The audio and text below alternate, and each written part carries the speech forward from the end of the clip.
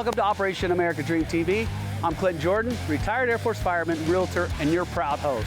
Today we're celebrating the incredible contributions of our military veterans and the organizations who support them. We'll uncover the heart and soul of our communities with insights from those who have walked the walk. Join me as we showcase the hidden gems, shape powerful stories, highlight amazing people, and celebrate the spirit and heroes of our nation. I hope that through these stories you find inspiration, a deeper appreciation for our heroes, and a renewed sense of pride in the remarkable resilience and spirit of our military, veterans, and those who support us. I'm Clint Jordan, and this is Operation American Dream.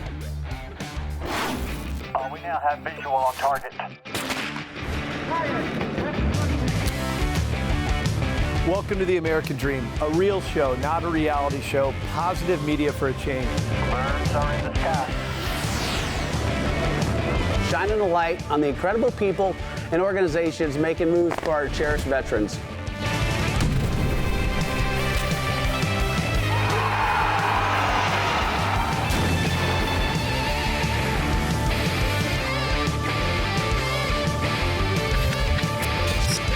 Operation successful.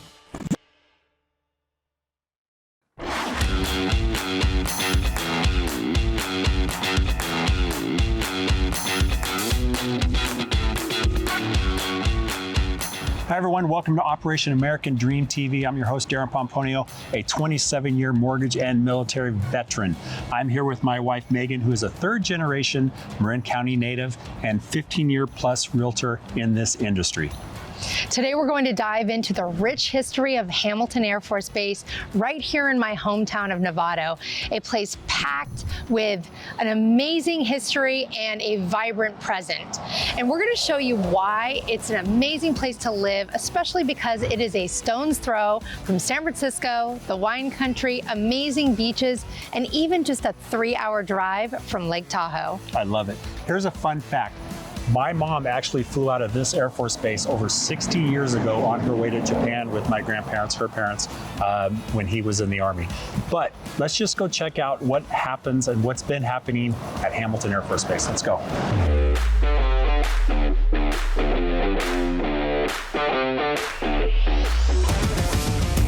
So Hamilton Air Force Base officially opened its doors in the 1930s. And can you believe that the U.S. government purchased this land for only $1? It was the start of something big. During World War II, this place served as a crucial training ground. Just think about it. B-17 bombers flew from here to Pearl Harbor. Isn't that amazing? That is amazing.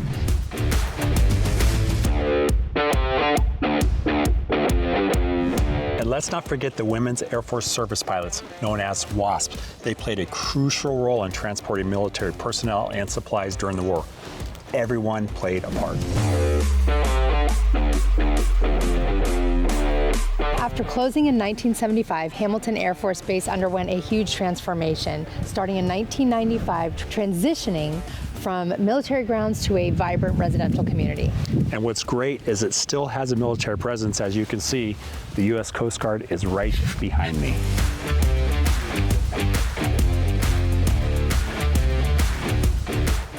So we are at one of my favorite spots at Hamilton because there's so much here. And when I say this, I mean there's a lot of history. We have the old movie theater just behind us, and I think of all the families that watched movies in there from the 40s, 50s, and 60s. And over the hill we have base housing where all the families lived and celebrated holidays. There's just a lot here, old and new. When I think of Hamilton, this was my stomping grounds. As a kid, I had tons of friends that lived in all different parts of this area, and to see it transform over the years has been amazing. There are local community events. We have sporting events here from all the schools nearby. You could get dance lessons. You could sit and have a glass of wine on the patio at Beso with amazing ceviche. It is all right here. It is just a great place to call home. Love it.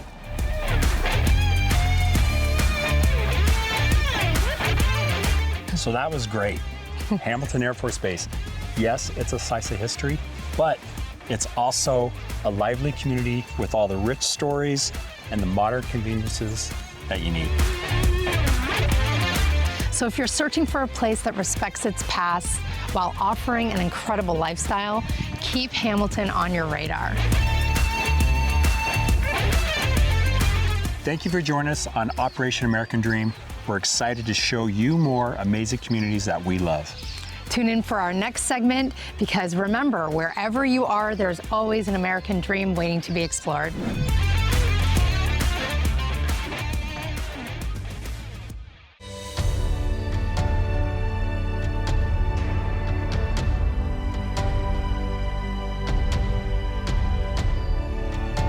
Welcome to Operation American Dream TV. I'm Monica Kincaid, your host, here to spotlight the hero community across America. From local businesses and inspiring leaders to our dedicated military and first responders, we're celebrating the people and places making a difference.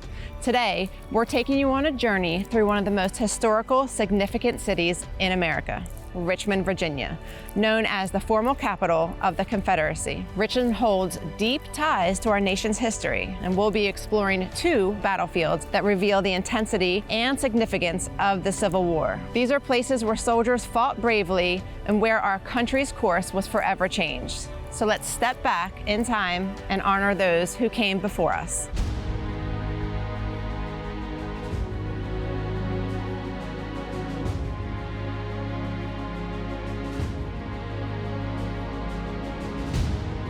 All right, so here we are at Cold Harbor Battlefield.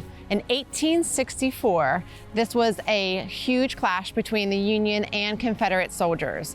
It may seem peaceful now, but there is tons to see here that can bring you back in time to see what was really going on. Now, this spot right here is an open field. Can you just vision the soldiers lined up on both sides, cannons pointing at each other, and then ready to charge? One of the first things that you'll notice is these trenches that the soldiers dug to keep themselves safe from the oncoming artillery.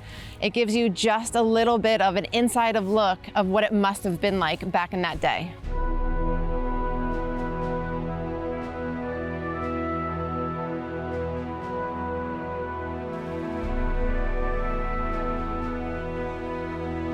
Now we're at our second battlefield. We are at Gaines Mill. This is another huge battle that happened in 1862. It was a pivotal point in the Civil War, led by Robert E. Lee for the Confederates. This is an excellent place to see all of the history in person. Standing by one of these cannons gives you a good reminder of what kind of artillery these soldiers used. If you could imagine them shooting and the smoke coming out during these battles, it's epic. As you walk through these grounds, it's amazing to look at. You end up at markers like this that show you exactly what happened during the battles on this exact ground.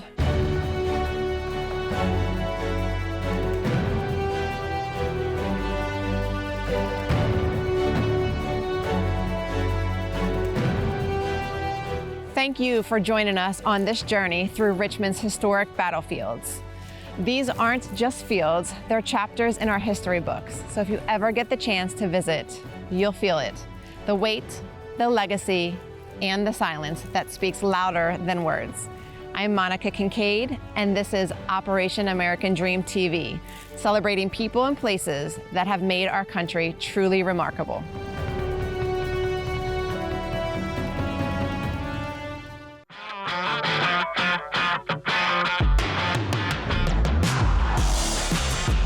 Hi everyone, and welcome to American Dream TV. I'm your host, Wanel A. Shen, coming to you from Central Texas.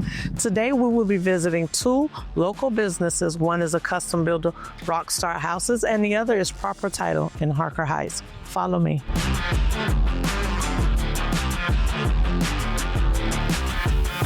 Hi everyone, I am absolutely thrilled that they have completed construction here, and Rockstar Houses has made this house absolutely phenomenal, and I can't wait to show you guys. Follow me inside. Tell us a little bit about the process and how we got here. We have natural stone all throughout the kitchen, the backsplash. We have soft close cabinets. We have a true natural vented hood that goes through the roof of the house. Beautiful lighting. Everything's on a dimmer in here, so we can dim everything down at nighttime depending on our mood. So one of the things I noticed about the kitchen is my favorite drink area. Some people like coffee, but some people like wine o'clock. I really appreciate this wine rack. When you come in the front door, the first thing you're going to notice, your eyes will be drawn to the beautiful beams we have in here. You walk in, you just have this big cathedral ceiling. We accented the whole area for entertaining with the taller windows because of the view here. We didn't want to lose that view. And the outside is also built for entertaining. This whole house is built for entertaining. It's a staycation house. We never want to leave your own home. So what we did out here, we have a 15-foot vaulted ceiling. So again, another ceiling change, and it's the cathedral ceiling. We also have another 9-foot ceiling over here for our outdoor kitchen. We have a place for your TV mounted behind the walls. We've already got cable and internet ran through back there. So we figure we've already mapped it out. Okay. So my next favorite place is going to be the master and the bathroom. It's phenomenal. Okay. Can I show it to you? Yes, you can. Let's Check it out. Jason, I absolutely love this bathroom. Okay, I am in love, especially with the tub, because I am a soaking kind of girl. We brought in the double barn doors to match the living room. It kind of ties the house in together. And as you walk in, this is a spa in your own home. Again, vacation where you don't need to leave. We can dim the entire bathroom down, right, to fit whatever mood we might be in that day. We got the his and her sinks, plenty of storage. That's natural stone travertine, so we have a marble ceiling. And one thing that I think is important to note is that this house is actually under 2,000 square feet. Wow. To find all these amenities in a house that is not over 2,000 square feet is very rare. All right, Jason, thank you so much for showing us this stunning home. I appreciate your time and allowing us into your space. It is my absolute pleasure, Winnell, and thank you for doing all your hard work, because you're a hardworking lady, and I appreciate that. Thank you so much, Jason. So now, guys, we're going to go check out the company that is going to help make this house your home. I appreciate you all affording me the opportunity to actually interview you and kind of give people a look behind the scenes of what happens and what goes into purchasing a home. So how long has Proper Title? We've been open a year, November 1st. Okay, wow. It seems like so much longer than that. Nicole, I'm curious, you're here, you are the business developer. So what is kind of your role here at Proper Title? It's to establish relationships, take care of our clients, build a business. Herd cats. Herd cats. Yeah. I love it. It's fun. Make sure that, really, I try to make sure that everybody in here is happy and also our clients are happy. So one of the things I wanted to ask was, how does the process look? So I have a listing that I brought to you all, and how does that transaction look? For the general consumer, if we would bring us the contract, on that contract would have their email addresses. As soon as we open that contract, there would be a notice sent directly to them. Yeah. They would be able to fill out their own information. Once things started happening with the file, they would all be in that portal for them, so they could see what the progress was throughout the progress. And then when it gets ready for closing, you give us a call and we move forward. Okay. Mm-hmm. Been doing this 22 years. I've closed some really expensive transactions. I don't remember those. I will always remember the fry cook that came in with his 3-piece suit, or the woman who sold her house after, her husband was killed in Iraq. Those are the closings I'll always remember. Those are the ones that mean something. Ladies, thank you so much for the interview today. I want to thank you for allowing us into your space and a peek behind the veil. Thank you for coming. All right. Hey, y'all. Thank you so much for tuning in today. I'm your host, Wanell Asian with American Dream TV. You all got to see the house that you're going to make your home on 114 Overlook, and you also got to meet the title company that's going to help make your dreams come true. Until next time, see you soon. Bye-bye.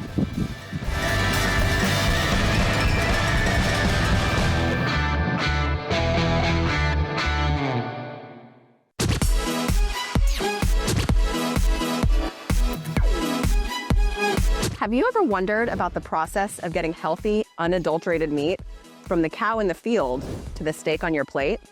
Well, today, we're gonna take a tour through Russell County Butchery in Seal, Alabama, where Ben, part owner and Army veteran of 12 and a half years, is gonna show us exactly how they ensure the people of the greater Fort Moore area have access to the highest quality, locally sourced meat possible. I'm Francesca Cable, your Fort Moore host of Operation American Dream TV. Let's go take a tour. So I'm standing here with Kyle and Ben, who are the owners of Russell County Butchery. And guys, first of all, thank you so much for having us. let me ask you, how did you go from retiring out of the Army to opening up this butchery? I think the thing that led us to starting this butchery was the fact that we were both raising our own animals. So each of us had small farms not far from here, and we each wanted to raise animals so that we knew that the food that we're providing for our own families is something that we have as much control over as possible. Kyle and I, in conversations, we've known each other for probably 5 or 6 years now. As we talked about our own problems, we came back to the central problem of where are we going to get our animals processed. And Kyle knew the Wilsons who own this facility, and we approached them about just being able to lease it to start this business. In March of 2022, we incorporated the business. In May, we slaughtered our first animal and began actually working as butchers. I wanted to farm for a number of years. I bought the farm about 7 years before getting out of the Army. And same issue, didn't have an area to get my pork or my beef on somebody's plate. And so this was a natural first step in our farming empire, I'd like to say, because we plan on expanding from here. So it's been good. Oh, awesome. Well, thank you for that little bit of an introduction on how you guys got started. And if you don't mind, how about you show us around? Absolutely. So we're going to start out here. This is where it all starts in terms of where the animals come in. So we are right up next to our holding pens. So our farmers will bring their animals to us. They stay overnight here at the pens, and then usually we will start our processing the next day. We just transitioned from outside of our pens, and our pens are connected to this room by this path right here and through this door. So this is our kill floor, and this is where the animals are slaughtered. So let me show you a couple of the beef that we've done recently. Yeah, let's go in there. All right, so this is our walk-in cooler. This is what separates what we do from the meat that you buy at the grocery store. So you can see in here, we have all these split carcasses that are hanging in here. And these carcasses are gonna dry age for a period of 2 weeks. During this dry aging time, it helps to improve the tenderness of the meat by allowing natural enzymes in the carcass to break down the meat. It also evaporates out excess moisture from the carcass so that you get a more intense beef flavor to where people tell us our ground beef actually tastes different than ground beef they're used to getting from the grocery store. Well, it really brings a true definition to the meaning local. Locally sourced, locally prepped, and locally served. So it hangs here for a while, dry ages, gets really delicious, and then where does it go from here? All right, so we're gonna go around to the other side. After we're finished the 2-week dry aging period, I'm gonna hand it over to Kyle, and he's gonna tell you what we do to process the beef into those final cuts. Awesome. After the beef dry ages for 2 weeks, we'll start breaking down the carcass into its final retail cuts. So the beef comes out on this rail system, and then with this winch, we can lower it. And so it'll get lowered onto a cart, and then we'll transport the whole carcass out to the meat room. So I'll put the whole carcass onto this stainless steel table. After that, I can start breaking it down into its primals. The way we do it is we cut the chuck off, and then we have the rib loin section, the short loin section, the sirloin section, and then the round. And then after that, I'll transport it to the saw. This helps us cut through bones, it cuts through muscle and fat. After that, it goes to our tables where our guys, Nate, Brandon, and Jason will then do final trimming, scraping, and packaging. Here we have a state certified scale. So this is our retail scale. Meats go in vacuum packed bags. They get weighed, they get labeled, and then they come to the vacuum packer. So all of our meat standard is vacuum packed. I'll just pull up an example of a final package cut of meat. So right there's a picanha that we just cut for a customer, and that'll make a nice roast for him.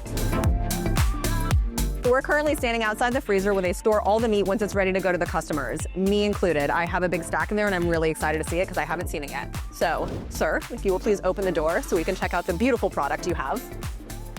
So if anybody purchases a quarter, half, or a whole beef from us, this is where you're gonna pick it up. Again, we stack it on trays. It's very cold. It hovers anywhere between 5 degrees and usually about 20 with good airflow, and that'll freeze overnight. And so I'm just gonna use this as an example.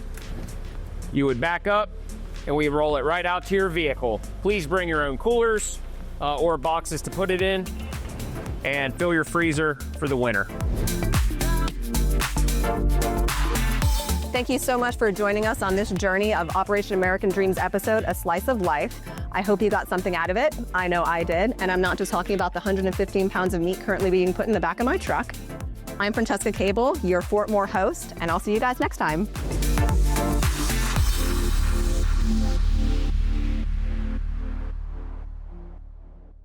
I'm Clint Jordan, and thank you for joining us on another amazing episode of Operation American Dream. We're dedicated to honoring our military, veterans, the people, and organizations who support them. And a big thank you to our local hosts for building the relationships that make it possible to capture these incredible stories. Let's bring your community stories to life through your lens. I'm Clint Jordan, and this is Operation American Dream.